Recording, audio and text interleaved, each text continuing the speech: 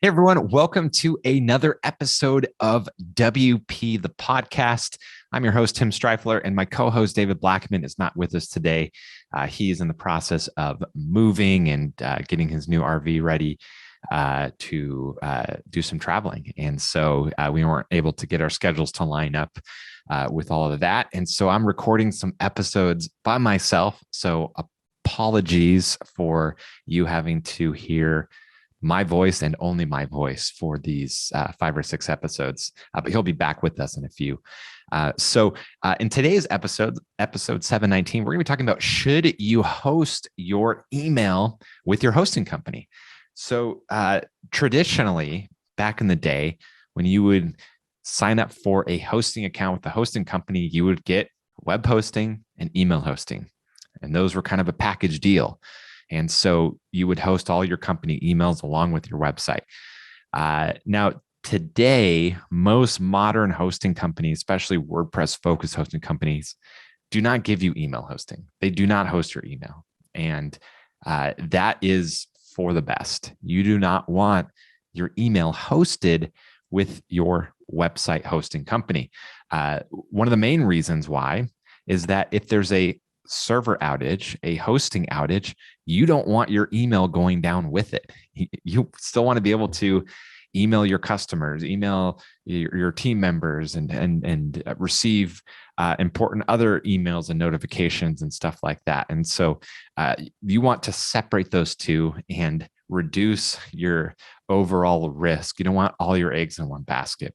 And so that's the number one reason. But the second reason, and equally as important, is web hosting servers are not designed for email. They can do it, and it oftentimes is part of it. And it's additional software that's added onto the server, but it's not really designed for it. You should really have a email hosting service that's all they do, and so they do email really well, and so the servers are tuned for it. They're going to focus on deliverability and having really great email inbox features and different things like that. And so you want to separate the two. Let your web hosting company focused on having a reliable and fast loading server, and then get an email hosting provider that's going to focus on deliverability and making sure your emails are backed up and secure, all of those different things, and separate the two. Don't, just because you can have your email hosted with your website doesn't mean you should, and you should not. So just in case you're wondering, okay, well, if I don't have my email hosted with my website hosting company, where should I host it with? Top recommendation, Google. Use Google Apps for Business or G Suite, whatever they call it now. They keep changing the name. I can't keep up.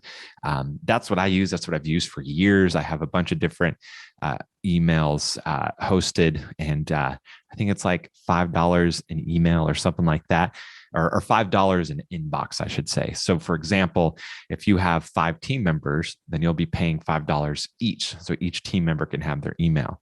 However, if you want a sales at yourdomain.com or support at yourdomain.com or hi, hello, or info, whatever it is, you can have groups and then have anyone who needs to receive those emails in your company be added to that group.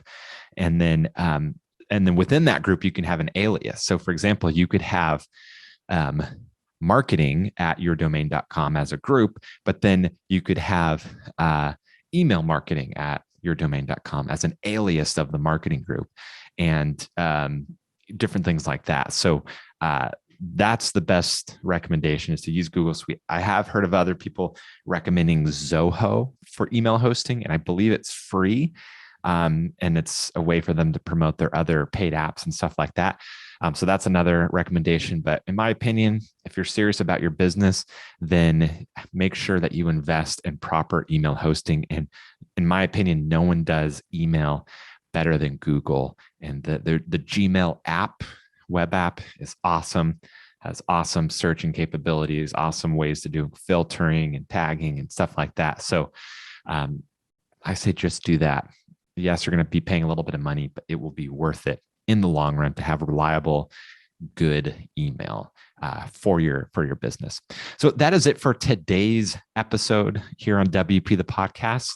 Tomorrow's episode, we are going to be talking about a WordPress plugin highlight. So you're gonna have to tune in to see what that WordPress plugin is that we're going to be highlighting and talking about in tomorrow's episode.